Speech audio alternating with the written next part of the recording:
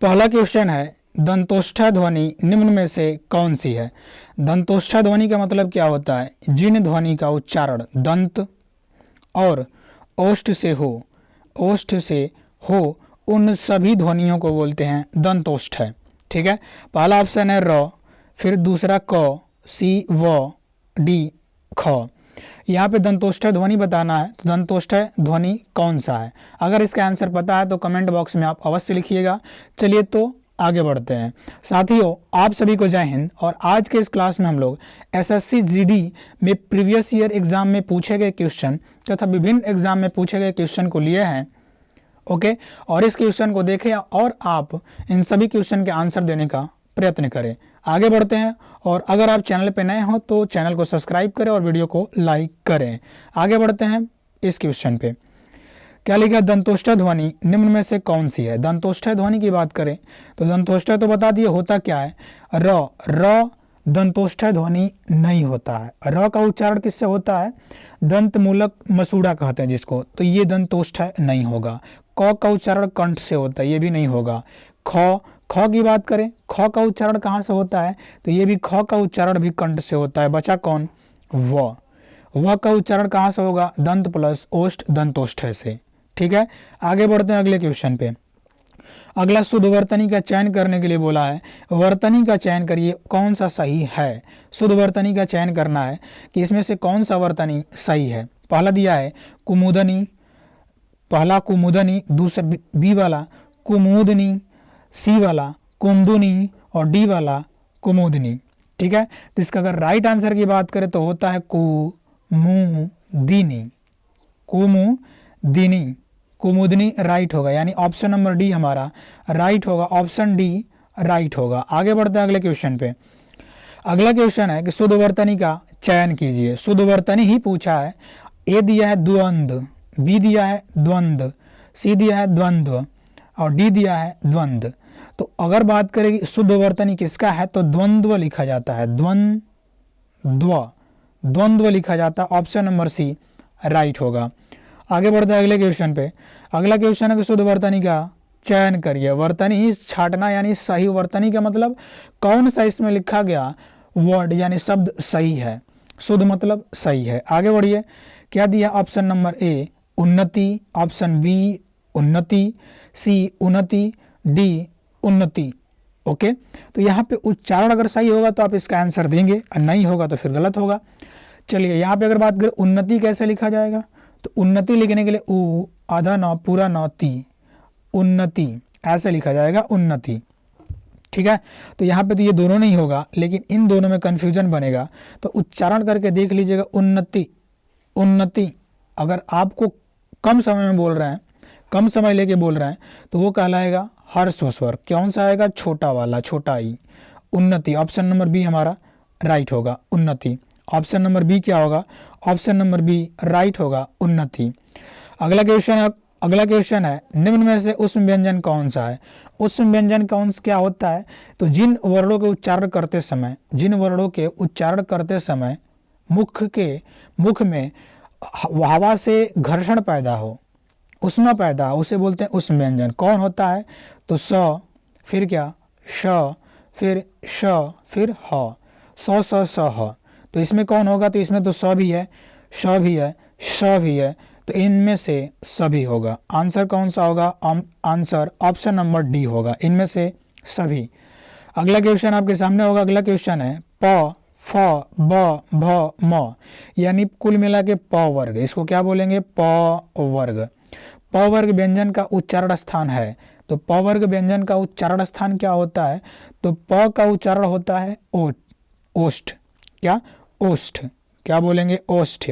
उच्चारण क्या होता है, ओष्ठ। ऑप्शन नंबर बी हमारा राइट होगा। ठीक है, अगले क्वेश्चन में बढ़ते हैं। अगला क्वेश्चन देखिएगा। अगला बोला है कि दो व्यंजन जब एक साथ मिलते हैं तो उसे निम्न में से कहते हैं। जब दो व्यंजन अगर एक साथ मिल जाए, तो दो व्यंजन अगर व्यंजन और व्यंजन मिल रहा है तो उसको बोलते हैं, क्या बोलेंगे। ऑप्शन ए दिया अंतस्थ, कि संयुक्त, कि उष्म व्यंजन, कि महाप्राण, तो उसको बोलते हैं संयुक्त व्यंजन। क्या बोलेंगे, उसको बोलेंगे संयुक्त व्यंजन।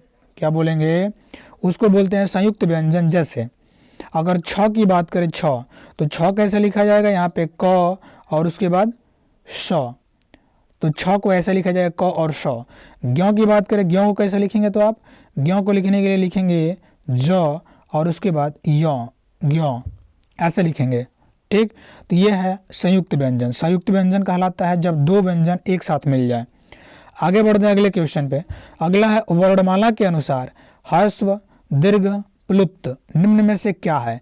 तो वर्णमाला के अनुसार ह्रस्व दीर्घ और प्लुप्त स्वर कहलाते हैं। क्या कहलाते हैं, स्वर कहलाते हैं। ऑप्शन क्या दिया है, ए स्वर की मात्रा की व्यंजन की विसर्ग।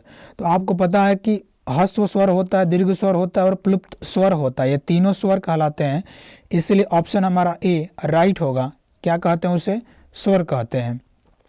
अगला क्वेश्चन होगा, अगला क्वेश्चन है कि अंतस्थ व उष्म व्यंजन कितने हैं।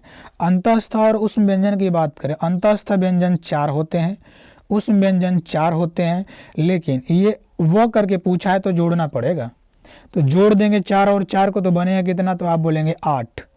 ओके, अंतस्थ व्यंजन य र ल व होता है, उष्म व्यंजन स स श ह होता है।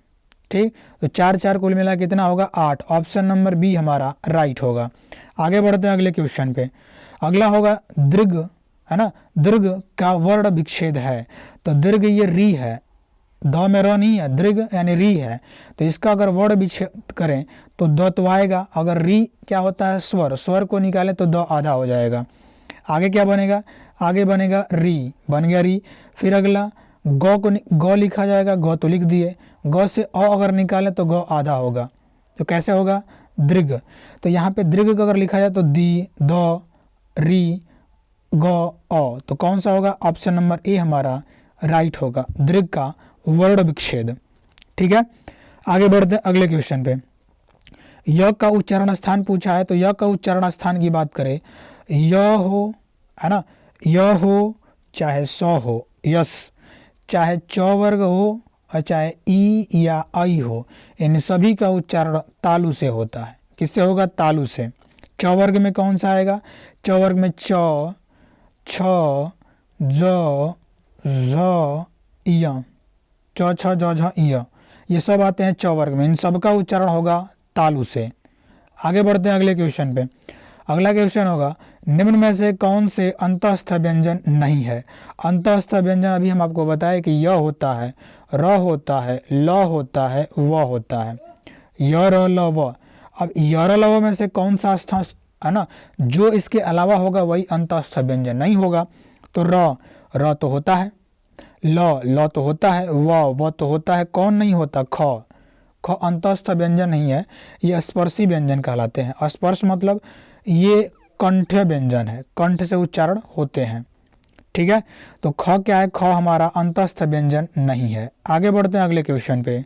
अगला क्वेश्चन 13 नंबर है, शुद्ध वर्तनी का चयन करिए। शुद्ध वर्तनी का मतलब स्पेलिंग किसका सही है, शुद्ध वर्तनी का चयन करिए, किसका स्पेलिंग सही है।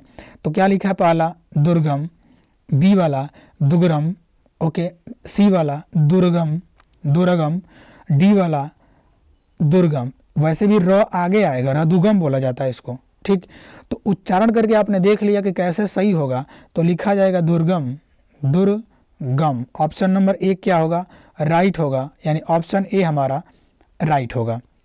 ठीक है, तो आशा करते हैं कि आप सभी क्वेश्चन के आंसर दिए होंगे, अगर आपकी तैयारी अच्छी होगी तो। ठीक है, अगर आप यहाँ तक वीडियो देख रहे हैं तो चलिए मिलते हैं नेक्स्ट वीडियो में। तब तक के लिए जय हिंद, वंदे मातरम, भारत माता की जय।